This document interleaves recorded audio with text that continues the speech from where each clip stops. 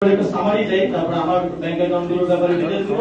এই সবগুলো স্টেটমেন্ট আপনাদেরকে আমাদের যে গ্রুপ আছে সেই গ্রুপে সফট কপিগুলো আপনাদেরকে সেখানে প্রোভাইড করা হবে, সেখানে আপনারা আরো বিস্তারিত দেখে নিতে পারবেন। এখন আমি সামারি বলছি, যেহেতু অনেকগুলো অ্যাকাউন্ট। আমার বাবার 5টা অ্যাকাউন্ট আছে, এর মধ্যে salary account, active account, savings account এবং কারেন্ট অ্যাকাউন্ট রয়েছে। তার মধ্যে 5টা অ্যাকাউন্ট মিলে মোট ক্রেডিট আছে 5,47,711 টাকা।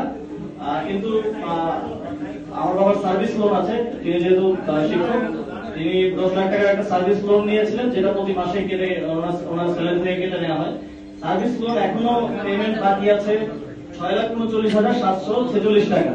সুতরাং যা ক্রেডিট আছে সেটা যদি বাদ দিয়ে আমরা, তাহলে তিনি এখনো 82,035 টাকার মতো দেনায় আছেন আর কি।